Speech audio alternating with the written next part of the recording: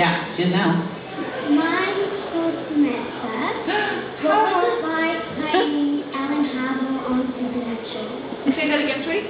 What was it like playing Alan Harville on Supernatural? It was lovely. It was great. It was a very great. It was a great character. I mean, I guess you guys know who Ellen was. Yeah. Part of the you saw the light on. It was wonderful. She's a very, the great thing about Ellen is she's a really tough, in-your-face. I'm going to say this in language that you would understand. And probably not swear it. She was a very tough. She's a very tough character. That's very much my personality. My voice is very strong. I have a very strong connection to that character because it's not far from who I am. Now, I'm not a parent. I don't have any children, so to have Alona, who, by the way, is like 9 years younger than me, when I first met her, I'm like, how old are you? Well, you can't play my daughter, but on TV, that's the way it works. So to have, the only real challenge was to be able to find a love in somebody else that could be my daughter. Like, your mom would do anything for you. She would end her life in a second. Not that she ever would. But she, you know what I mean? Like, when a parent loves a child, it's something that is unexplainable. And those of you that are parents, you know what I'm talking about. That's the thing that was a challenge for me, was to look at Alona and say, okay, this is my daughter, and I have to be able to give up my life, which, I'm not spoiling anything, am I? You guys know what happened. I did this years ago, and they were going to have to play this kind of, and I went, what? And they didn't know yet, and I'm like, well, you gotta tell me if you guys don't know. So that was tough. But apart from that, yes, Ellen was a lovely character to play. I got to throw a gun around. I got to slap the boys. Kiss Bobby. I didn't make out with the boys. That would have been weird. My daughter did, though. On her deathbed, she got to give a big kiss, and I was right there going, why would they kiss me? I'm kind of, it wasn't the same kind of kiss, but not even a hug. It was, see ya. Anyway, it was lovely. Ellen was a wonderful character to play, and I'm so lucky. And I look back on all the characters that I played and all the different TV shows. They all had something different, but that was, I cried when I left. I bawled my eyes out. I don't know if Alona did, but our last day of our last shoot was, the death scene, right? Yeah. It feels like I'm going to ruin it. Taking the chain off, when I take the chain off the door, I don't know if you guys are aware of that. That was the last scene I shot. You don't always shoot everything in order, right? So taking that off, and I'm crying, and the director, Phil, is like, Sam, you don't have to feel it yet. And I'm like, no, I'm actually crying, bro. And he's like, oh? And then he got all awkward. You have to talk about periods and crying. They do a lot of... something like wet shorts. Right? Feeling it right now. Ladies, you ever want to get out of work, school, anything? I got my period. And they go, fantastic, have a good day. They don't want to know about it. Anything to do with this? Anything below here? They're like, whoa. Don't want to know. You actually completely digressed there. Anyway, every character I ever played was a lot of fun. That was a character that I really associated with, and I was really sad to see it go. And trust me, I try and get on Jim Michaels all the time and say, we died, but we didn't really know he ever really died in this show. And we did come back. All three of us came back. I didn't know that Alona came back, because I haven't seen her in a while. I know Chad, because Chad and I stay in touch. But we all came back, and I said, well, Jim, and once I'll throw it on Twitter just so he gets a barrage of tweets, and he's like, thanks, Sam. And I'm like, hey, you could bring us back. You could give us a spin-off. That Bloodline thing was like, how about the Roadhouse? They just see an explosion. They didn't see you. You could have run out the other door. No, I'm dead. So a great death. I mean, if you're going to go, that'd be a good way to go. And hopefully, I'd like to see it come. I'd like to see us come back. It's not. He said, never say never. They move on and stuff like that. But could be. We're coming back for season 10. Is it 10? Yeah. Do you guys have 10 here? Are you guys up to date? Because years ago, when I was at Australia convention, we're up to 9. It was way behind. The season 9 final is on Monday in Australia. Season 9 final? Yeah. Wow, they really caught up. Not in New Zealand. Okay, but at least you're in the same ballpark. Like, in Australia, you're all smug about it too, right? Yeah. They probably rub your nose in that, right? We got it first. They have a bigger population, and it's like Canada and the States. You mean, the States that was kind of a shot at you. The Australia. Yeah, exactly. Like the mean big brother. Yeah, trolling, and they get everything, but they think they're fantastic. Not that We beat them in rugby. That's the way It's like, what in rugby? We beat them in rugby. We beat Australia in rugby. See, that's important. When you can pull it out, pull it out. Anyway, I hope I answered that question in a very roundabout way. certainly learned about what a menstruation period. You don't want that any faster than it absolutely so does. Once you get it, you're like, oh, you remember ladies when you were younger, you're like, I really want it because I want boobs and I want hair and I want to be an adult. And then you got it, and a year later you went, okay, this novelty is over. She's got this now, and of course not. I think she's crying. She's like, Mom, I don't understand what she's saying. I know you from Twitter. You're tough as nails. Ella? She's awesome. Little Ella, is that She's it? super. On Twitter? Ella, man. Ella, I think it's Ella. Ella. She was at the cocktail party last night. Ella? Throwing back the wine. Sorry, I got killed. Ella. Yeah. Ella. And her mom. Sue? Is that her mom? Yeah, there she is. Okay, shall we move on to song and dance and streaking? What do you guys want to do? Question? Anybody got a question for a hottie James here? I can. Sorry? He can handle it. I can talk, man. I can rip if you want me to. Can you rap? No, I can't rap. I do sing, yeah. Can I say Yesterday's Gone? Yeah. Oh my God, where do you get that song? Little Leonard Skinner. Oh, there's a small group up there. My father was in rock and roll in the 60s. He was part of the British invasion, which hit America in 1964. He came over from England and he had a few gold records. So that was yesterday. Yesterday's gone. Chad Jarvis, you were born after.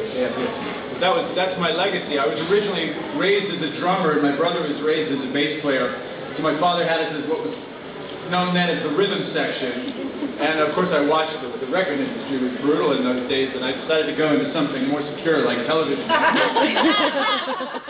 Being sarcastic is very tough. Yeah, and then I decided I liked playing the bad guy. I've been playing the bad guy for 20 years, which unfortunately is almost always a one-way ticket. You know, there's almost always a sort of a blow to the head waiting at the end of that ticket. But you know what? It's good fun. You know, it's a supernova of a character. I remember when I first got the call to audition for Dick Roman on Supernatural, I was actually feeling very sorry for myself. I'd gone out to my mom's house in Palm Springs, and I was sitting by the pool because my show Penguins of Madagascar was ceasing production.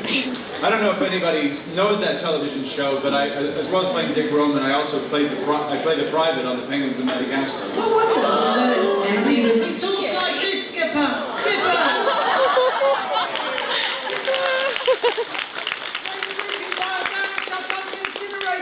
I played that guy for 4 years. And I mean, that was a divine job. You just sort of roll out of bed, you laugh, you eat a sandwich, you drink a coffee with all your best mates at the studio, and you'd read the script and you'd laugh, and sometimes you'd work blue and get really, really rude at this tiny little kid's character, and everybody would laugh. And then they said, oh, well, we're done. 4 years is enough, guys. We'll just start repeating them, and all the new kids won't have seen them yet. And I remember going out to Palm Springs, and I was feeling so sorry for myself. And the next thing you know, I got this phone call that said, well, there's this show called Supernatural. You should take a look at it, because they're looking for a bad guy. And I took a look at it, and I was like, oh, I get it. There's a tall one, and they're not quite so tall. I'm still 6 feet. Oh my God. Yeah, no, So we meet those guys, and like Jensen is super tall, and Jared's just ridiculous. But he stretched one of them out, because one of them's sort of shorter and wider, and then if you stretched him out, you would have gone much Jared. He's thinner and he's cleaner. Yeah. And then they said that Mark Shepherd would be playing the Crowley role in the scene, and I was excited about that, because years and years ago I'd done a movie with Mark Shepherd's dad, Morgan, and I needed a ride from an airport from Los Angeles down to San Diego, and Mark Shepherd got sent. Somehow he just showed up to pick me up. I'd never met the guy. He drove me 100 miles to my destination. He waved goodbye.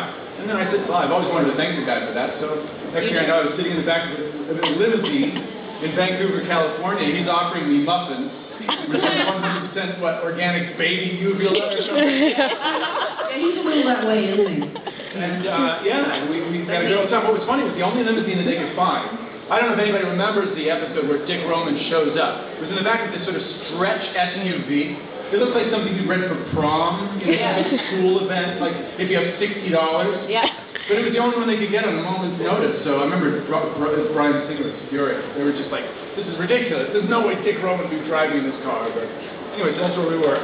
Nice. That's what you were driving? That's what I was in the back of that thing. Oh, I see. Okay. Yeah, it was very warm, and Mark had to get back to Los Angeles, so I did the rest of the scene with like a ping pong ball, piece of cardboard. And he was like, "Oh, I'm so sorry, man. Go, sorry, go." Mark's ever been out for this? Has he? Yeah. Down here? A lot of them have come out here, haven't they? Over the years. How have you guys been coming to this for years? I didn't realize how long it's been going on. I guess this one's relatively new. This is like new, right? 3 years? But it's been in Auckland, and it's been in Wellington. Do you guys know who Aaron Douglas is? You know, Battlestar Galactica? A little bit. Oh, it doesn't cross over down there, eh? He's why I got... Oh, you, eh? You get a little insecure there, and all of a sudden you're thinking of this, eh? Oh, Last night you were really Canadian. Yeah? I don't practice very often, so why would I? Yeah, you've been covering it really well. Normally I actually, sometimes you can't sound Canadian on camera because the directors just go, no, we need somebody American sound, because all the shows that we shoot in Vancouver are for American networks.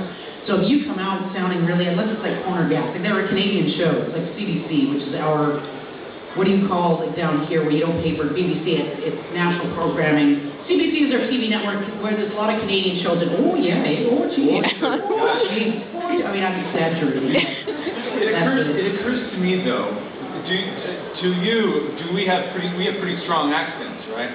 So if we talk too quickly, do you have a hard time understanding what we're saying? No. Slow down? No. You guys get a lot of American TV. Yeah, you do, don't you? A lot of Americans do. I was flicking through this thing in my room last night, and quite a few of them were American, and then there's a Maori one that has its own thing. They don't even speak English at all, which amazes me.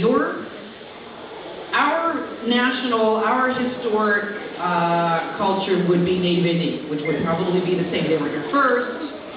Many years ago, it's part of the culture, but they wouldn't have their own TV network, whereas the Maoris here I find it's very prominent. Your historic culture is far more prominent than ours is, and I found that really interesting. Sorry, I just had to throw that in. But you guys put as I was saying earlier, and I know I'll say this throughout the week and it's going to annoy you, but you know, the difference between, I shouldn't say the difference between Aussie and New Zealand because that's not fair, but how you know a Kiwi accent is you guys put I's where your E's and your A's are. As DJ said, she talked yesterday, this woman talking on the House Hunters International, and she was talking about a deck, and it was a D. What big a D? That's how it is. That is very specific. You guys don't hear, but we hear. Do you hear a difference between Kiwi accents and Aussie accents? Yeah. So that'd be like me and you. Yeah. Eh? Sure. But they think they're more powerful. No, They're the Australians. Yes. You guys just turned away. I couldn't ask you anything. What was your favorite line from Supernatural that you guys had to say? Sorry, say it again, please. Your favorite lines in Supernatural? Yeah. Do you have a favorite piece of dialogue? Yeah. My favorite is actually Chad's line, party in our business in front of our always my favorite line. I'm like, why can't I say that? Can you see my hair? Mine was probably Whiskey Now, If You Don't Mind, or when I slap Dean and then give him help for it. I think that'd be my favorite. I have two. One I said to Felicia Day, I said, you're kind of completing me now, Charlie, which I liked a lot. In the episode, the girl with the Dungeons and Dragons tattoo. But I think the other one is, don't make me bib you. Yeah. Because I have such an attachment to that. Because first of all, when I said it, I didn't know what it was. They were keeping it very tight. None of the producers and the writers, even the director didn't know it. They wouldn't tell me what it was. So I just had to look at this guy and say, don't make me bid you. And I said to the director, I said, what is it? He says, I don't know, but it's like really bad. I remember telling my son, we were after soccer practice, or after football practice, we were at a burger place waiting to get him some dinner. I said, oh, by the way, and he's 8 at the time, I said, I read the script. I know what bidding is. He goes, oh, what is it? You know? And I said, it's when they make you eat yourself. And he goes, I wish you hadn't told me that. For days he kept on talking about how he couldn't get that out of his mind. But the final part of that story is about 4 days later he says to me, how do you eat yourself? Yeah, I think you have to get a running start. How do you eat the last two? You gotta go with it, let it flow over. Yeah, I would say, I mean, there's some great ones. Some of them, Mark Sheppard had some great lines, and depending on what the characters were, Chad had some great lines. I couldn't look at Chad. The first time we shot that first scene, I've said this before, when they first introduced us, when the first scene we ever shot was us coming through the door with a gun and saying, "You John's boy?" And he's and Chad's on the pool table and he falls off. And when there's a whole line where you guys didn't end up seeing it, but when we first shot, they had to reshoot all of Chad's stuff, Dr. Badass stuff, because originally they hired him to really play, and his character was really outlandish and kind of totally crazy. And the directors and the producers in LA, like 2 days later, said, "You guys, this is too unreal. Like, it's too funny, it's too cute. You got to pull him back." So they had to reshoot like 3 days of stuff because they wanted him. So what you guys missed was him being really outlandish. And I just remember us shooting him when he was talking about the computers, and he always drinks his beer. I don't know if anybody ever noticed that. He'd always reach over and in his character, he was fun. Pink guy, played by an actor named Chad Liver. And he just would create stuff, like whatever Dean or Sam was drinking a beer, he'd just reach over and take a swig, and nobody even noticed it until, post-production. They're like, "Oh, that's fantastic." But they had to change him altogether, and he had some fantastic lines that I just literally couldn't. I'm like, "Chad, just say the line. When the camera's on me and it's not on them, it's just for your coverage." They can say, they give you some acting to out of respect, but they pretty much, they're off camera, right? They really just got to say what they're saying. And I used to say, "Chad, you just spit it out. Don't even act like Dr. Badass," because I couldn't hold it together. And even the director, who was singer, what's his first name? Not Brian. Robert. Bob. And he's like, "Okay, Sam," and I'm like, "And your first day on this job, you want to kind of hold it together, right? You can start screwing around after that, but you really want to get your stuff down and make sure that you're not causing problems." And he's like, "Okay, Sam, you really got it." And I'm like, "I know, Chad, stop, just spit the words out." And he'd go, "Oh, okay." So I couldn't do it. So he was my favorite character. I'm just going to throw that question. Somebody has asked, what's our favorite character? I would say Chad is mine. From Supernatural altogether. I'm glad to see your story about our accents and you say Dick or Dick. Look on YouTube, there's a video of like a joke video.